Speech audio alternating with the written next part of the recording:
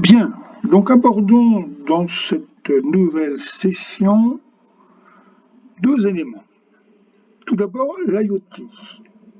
En fait, l'IoT fait presque aujourd'hui partie, et même est la superstructure qui va intégrer la GTB-GTC. Donc il est quand même important d'en parler. Et j'y associe décarbonation parce que malgré tout, je reviens toujours à notre fil rouge, décarboner, c'est réduire l'impact énergétique, soit directement par la consommation des équipements électroniques et informatiques, soit bien sûr par l'impact indirect qu'ils ont sur les équipements qu'ils pilotent. Donc ça, cette notion de décarbonation est fondamentale.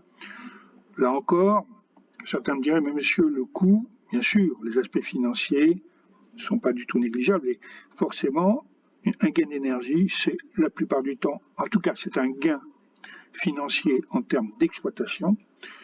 Et tout le souci que l'on a, on l'a fait déjà précédemment, c'est que le gain financier soit réel, c'est-à-dire que si on prend les CAPEX, c'est-à-dire les investissements, et les OPEX, c'est-à-dire l'exploitation, on soit gagnant assez rapidement. On rentabilise l'investissement initial. Alors, parlons donc d'IoT. Donc, qu'est-ce que ça veut dire? D'abord, ça veut dire l'Internet of Things, l'Internet des objets. Donc en anglais, ça reste IoT évidemment. De quoi s'agit-il? C'est un réseau d'information qui relie des objets physiques, connectés à l'Internet, comme le nom l'indique. Donc c'est collecte et échange de données. Collecte et échange de données. Bien. Et donc au fond, on a d'un système, une évolution technologique de l'Internet, dont vous connaissez bien les usages, qui sont très multiples. Eh bien, on a été un système d'Internet qui connecte, qui gère, qui connecte des objets physiques, dont on va voir quels sont leurs contenus. Et c'est évidemment important puisque des milliards d'équipements sont connectés et de plus en plus dans notre environnement actuel. Alors, au fond, qu'est-ce que c'est qu'un système IoT? Au fond, c'est un ensemble, c'est des couches. On pourrait dire il y a plusieurs niveaux. Le premier niveau, c'est les couches physiques, les objets. Imaginez un bâtiment, c'est des capteurs. Reliés à un capteur, pourquoi pas des actionneurs? Et bien sûr des contrôleurs. Alors des microcontrôleurs, c'est des contrôleurs à proximité, des actionnaires évidemment. Des cartes électroniques qui vont gérer bien sûr les informations. Ensuite, il nous faut une couche qui s'appelle la connectivité, c'est-à-dire comment on communique entre tous ces éléments. Alors, c'est là où ça se complique, notamment par rapport à une GTB, c'est qu'il y a de la courte distance, et puis il y a des réseaux de plus grande distance. Pour ça qu'on voit apparaître des termes différents, notamment le LP1, on verra ce que c'est, et puis bien sûr des réseaux cellulaires 4G, 5G. Là c'est des réseaux très longue distance. Ensuite, l'information, il ne faut pas seulement la transmettre, il faut la stocker. Donc, collecte, agrégation, stockage. Et puis traitement et analyse.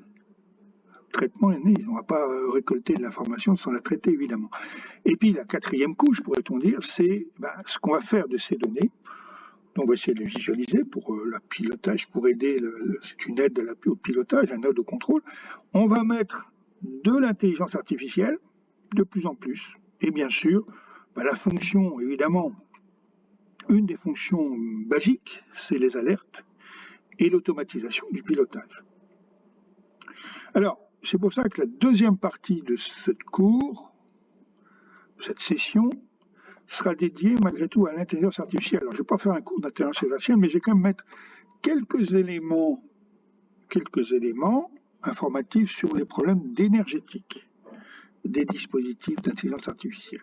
Parce que vous voyez bien que l'IoT, c'est pas seulement je dois fournir de l'énergie pour les capteurs, les microcontrôleurs, les cartes, le système de communication, du stockage, mais aussi tout ce qui est en aval de la donnée, c'est-à-dire les ordinateurs, pourrait-on dire, les calculateurs, mais aussi bien sûr l'intelligence artificielle qui est en soi hein, une problématique qui n'est pas toujours bien connue, si ce n'est que le mot est très connu, mais ce qu'il y a derrière n'est pas toujours bien connu.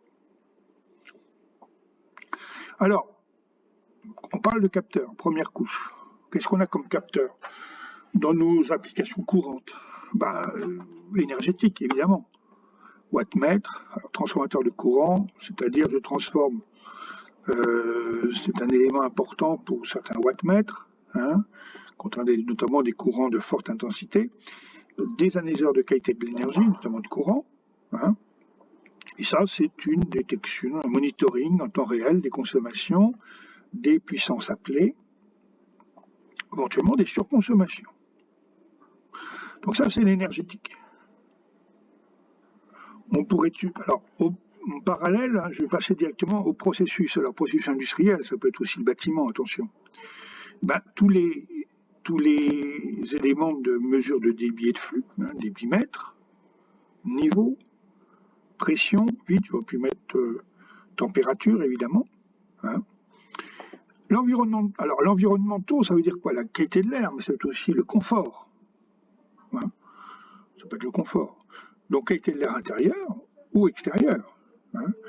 Bon, alors au fond, dans les deux cas, CO2 bien sûr, hein, ça c'est vrai dans le bâtiment. Particules fines, on est plutôt sur l'extérieur, hein, la qualité de l'air extérieur, en zone urbaine notamment. Hein. Donc particules fines de moins de 2,5 microns, de moins de 10 microns, PM10. Les polluants les plus courants, hein, les NOx et les dioxydes de soufre, bon, qui sont liés aux émanations industrielles, au trafic urbain, etc. Température, bien sûr, alors ce que j'ai dit tout à l'heure, confort, température, humidité. Et puis l'IoT.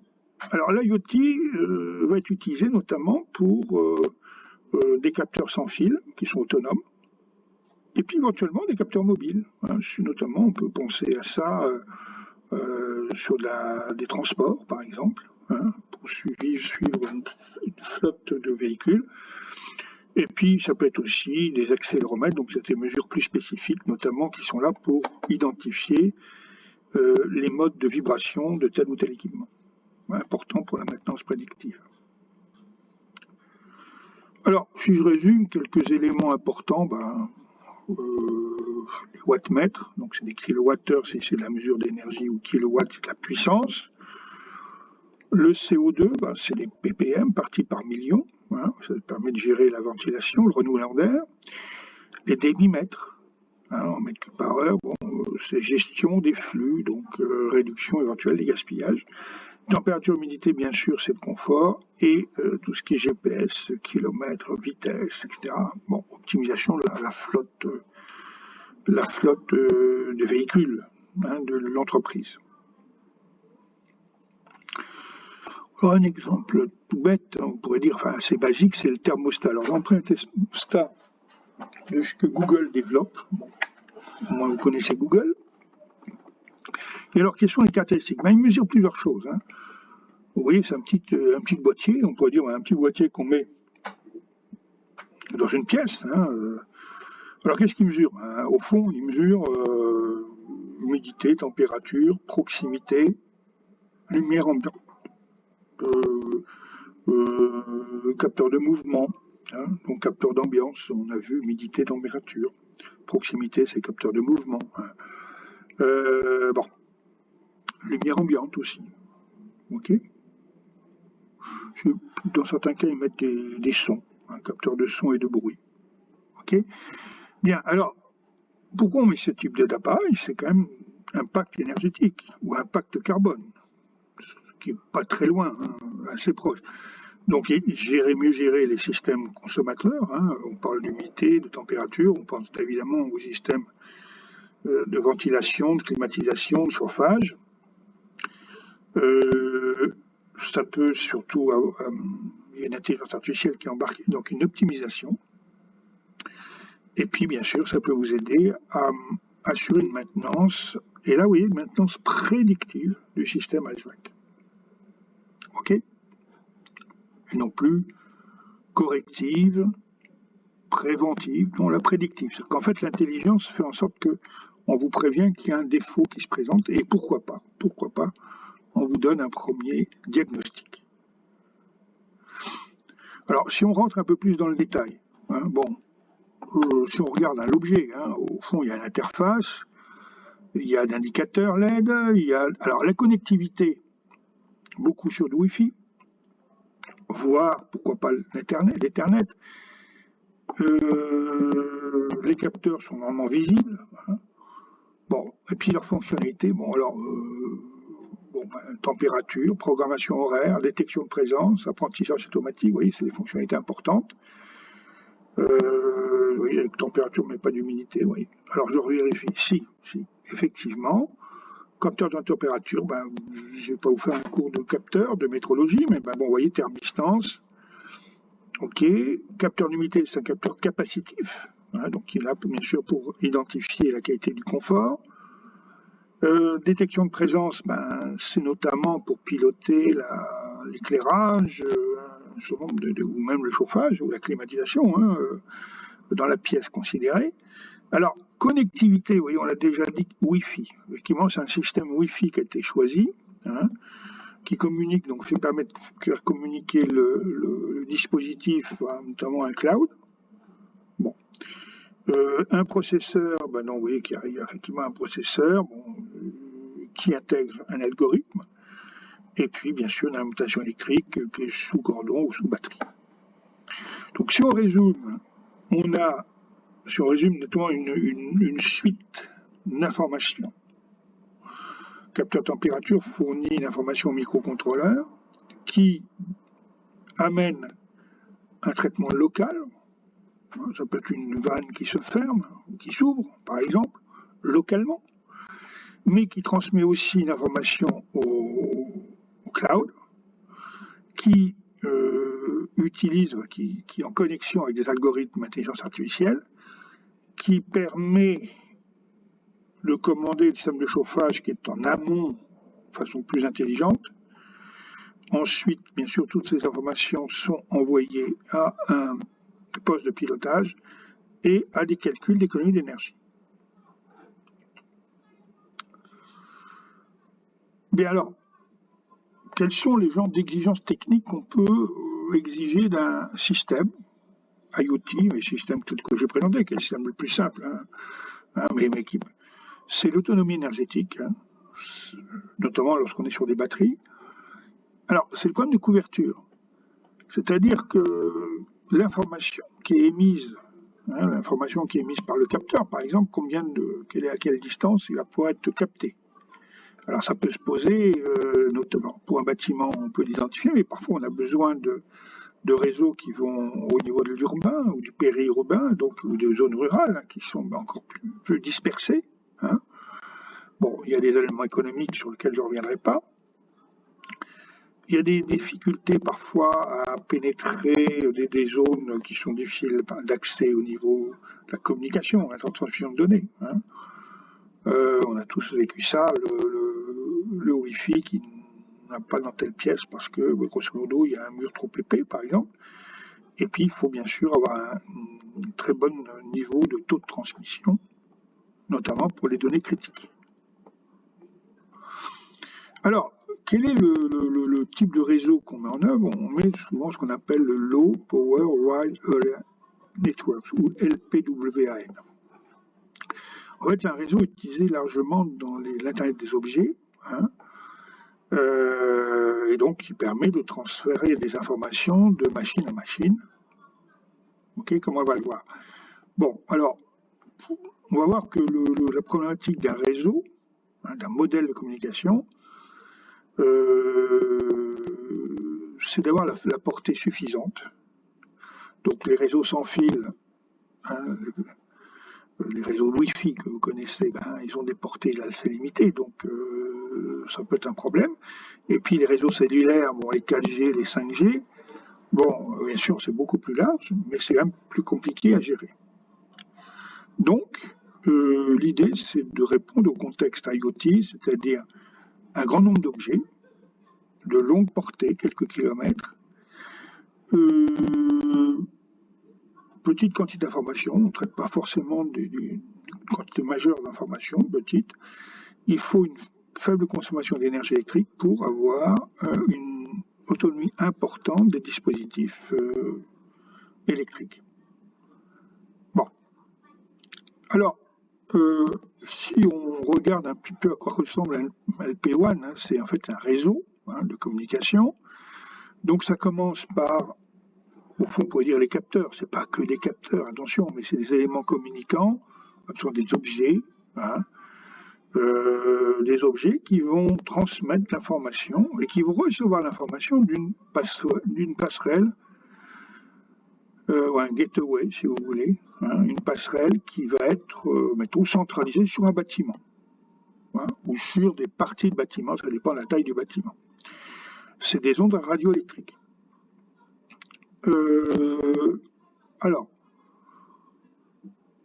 donc, si vous voulez, l'objet de communicant, c'est souvent un capteur, mais pas seulement un capteur, c'est avec un microcontrôleur, et bien sûr un système émetteur, un récepteur sans fil, bien sûr, parce qu'il faut émettre la donnée, mais il faut aussi peut-être recevoir des ordres. Ok.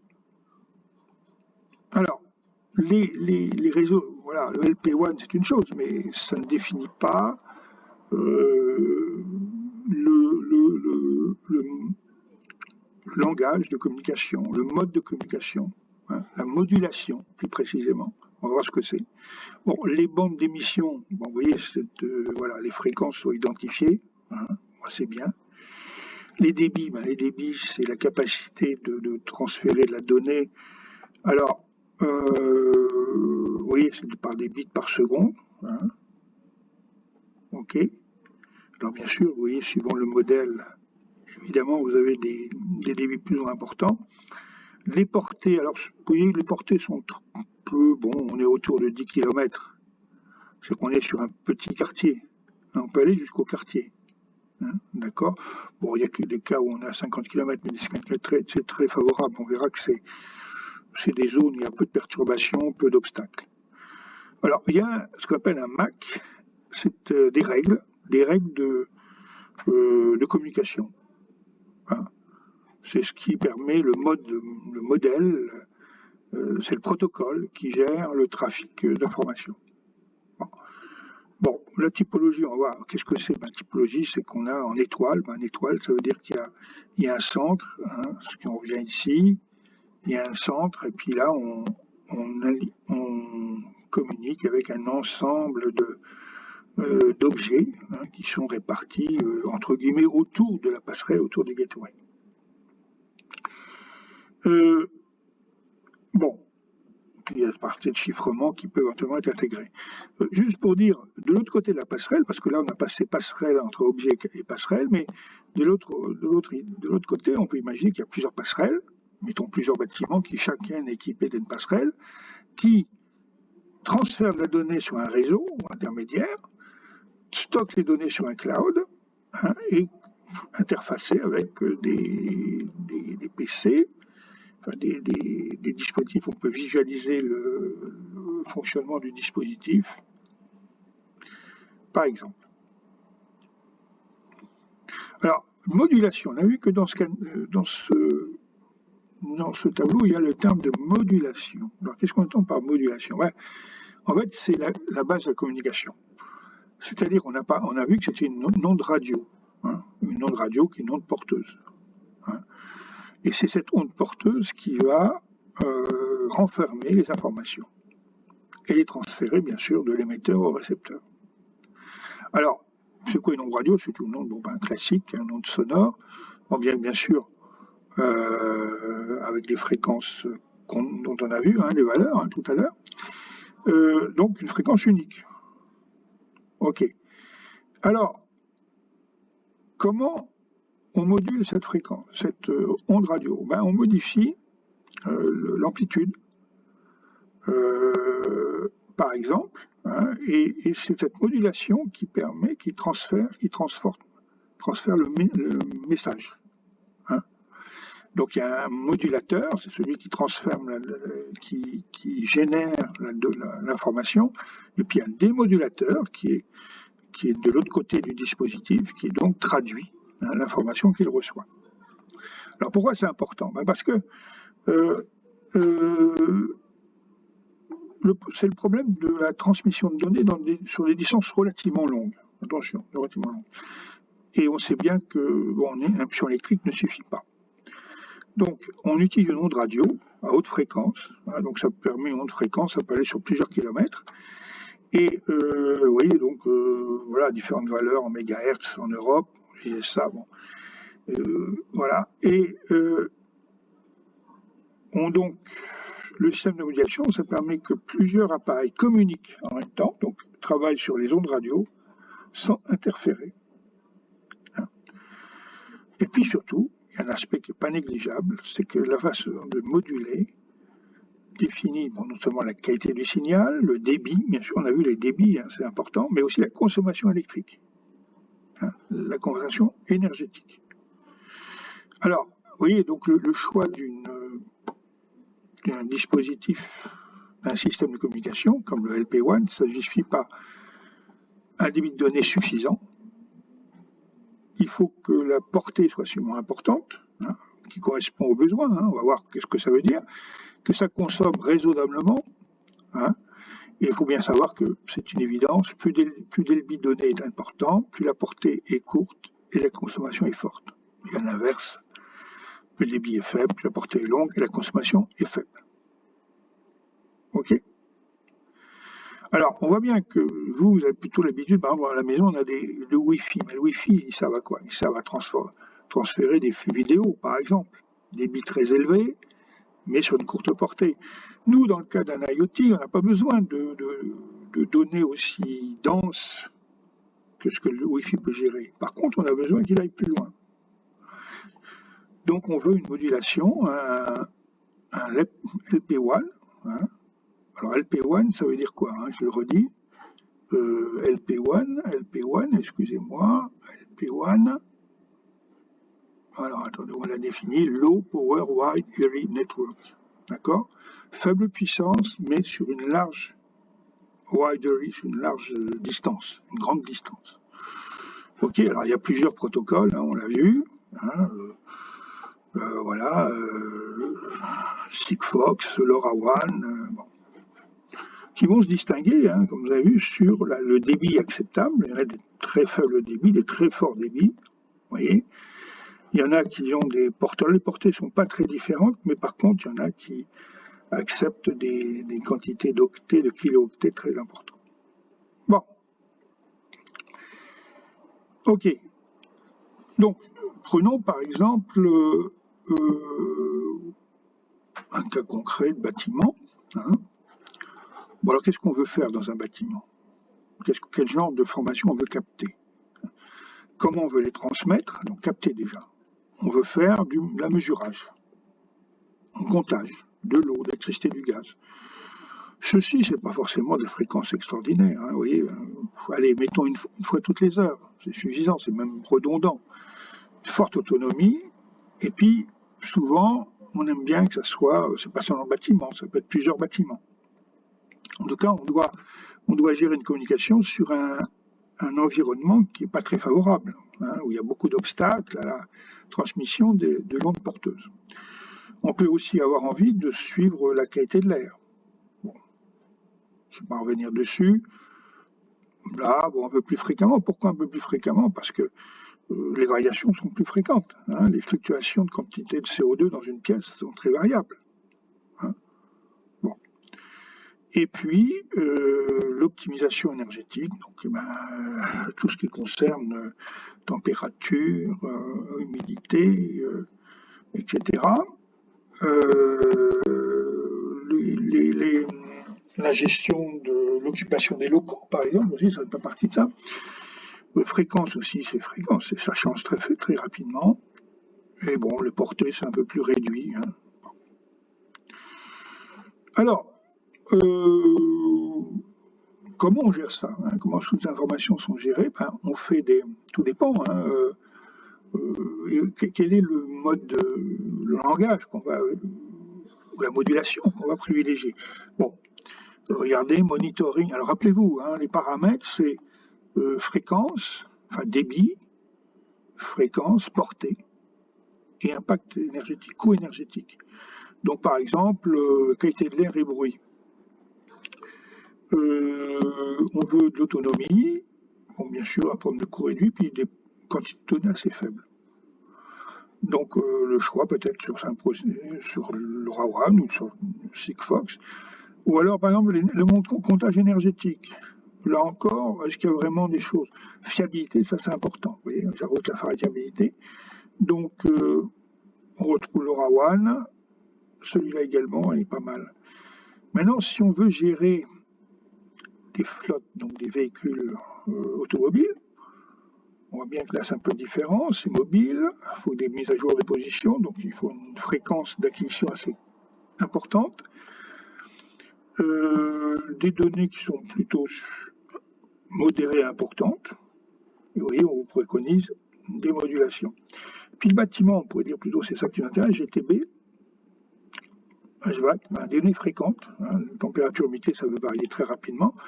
On va faire du contrôle et on veut quelque chose de fiable. Et le contrôle il apparaît ici, vous voyez. C'est-à-dire qu'on veut piloter les équipements de HVAC. Donc là, vous voyez, il y a d'autres modulations qui sont proposées.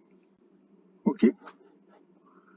Bien, après, bien sûr, vous voyez les critères, le coût, bien sûr, l'autonomie, la fiabilité, les débits, les latences, les mobilités. Alors prenons un exemple, par exemple un parc industriel. Alors on parle bien effectivement, vous voyez, de IoT, donc vous voyez, on ne se limite pas à un seul bâtiment, plusieurs bâtiments. OK. Bon, un parc, donc 2 km sur 1 km, bâtiment font de 5 mètres à 25 mètres. On veut monitorer 50 bâtiments sur la qualité de l'air, bon, sur les poubelles, si on veut, sur le parking intelligent et sur les fuites d'eau. Bon, qu'est-ce qu'on déploie? Premier niveau, des capteurs. Bon, on définit le nombre de capteurs, le nombre de messages à informer, les types de capteurs, bien sûr, qualité d'air, énergie, déchets, parking, fuite, le véhicule. Donc on a un certain nombre de capteurs, vous voyez, et on évalue les messages.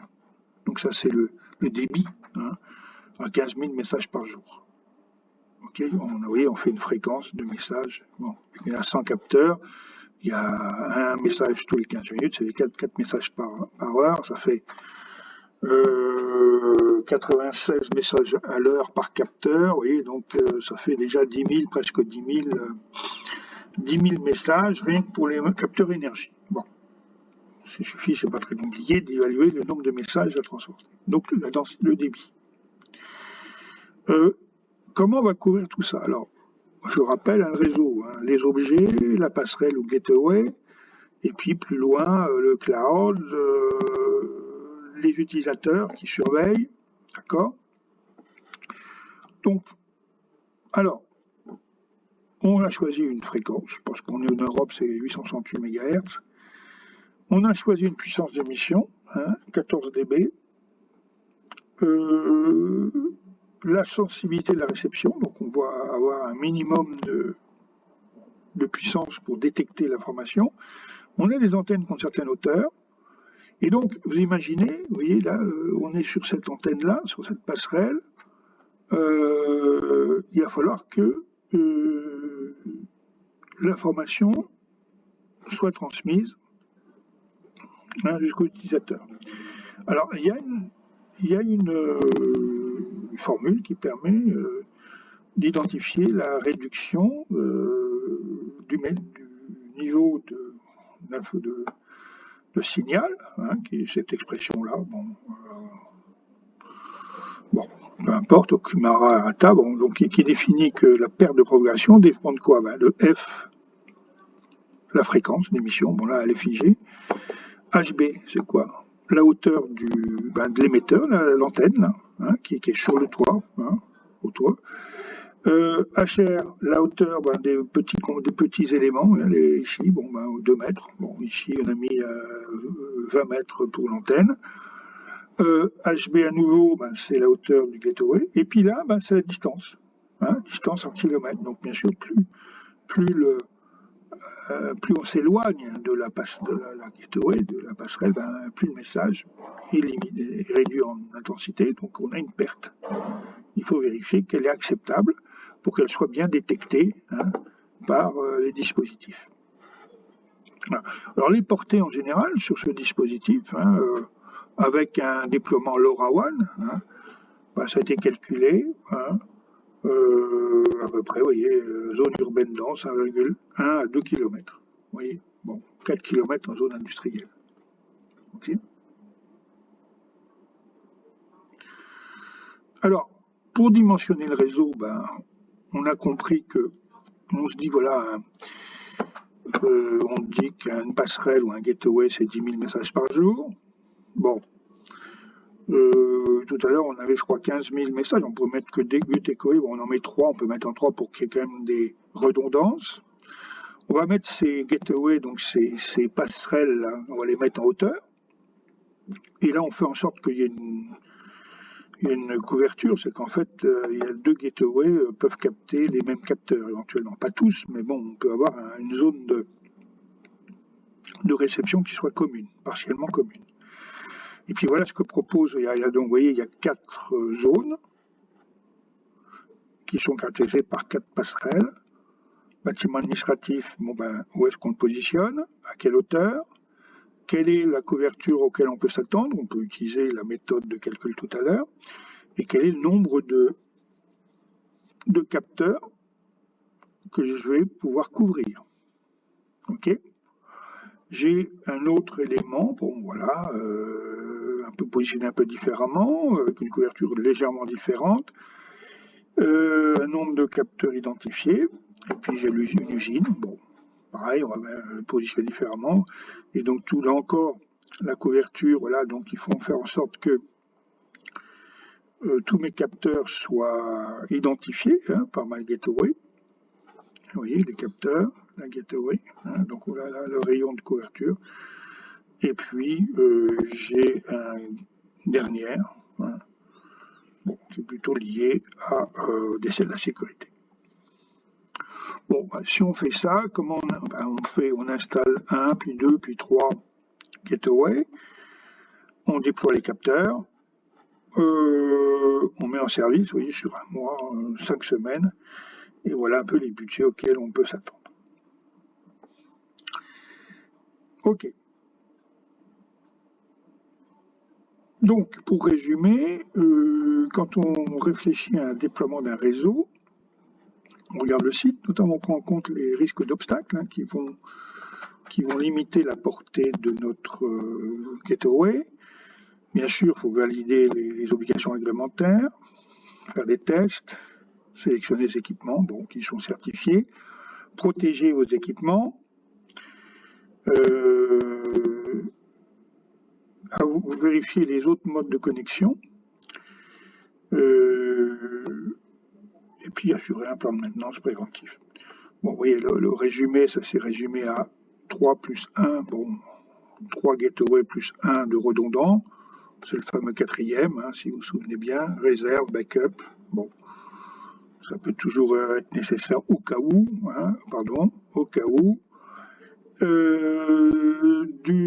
un investissement, c'est ce cas particulier, de 22 140 €, durée de déploiement 5 semaines, et puis, alors, économie d'énergie. Alors, l'économie d'énergie, c'est essentiellement l'économie d'énergie sur le HVAC.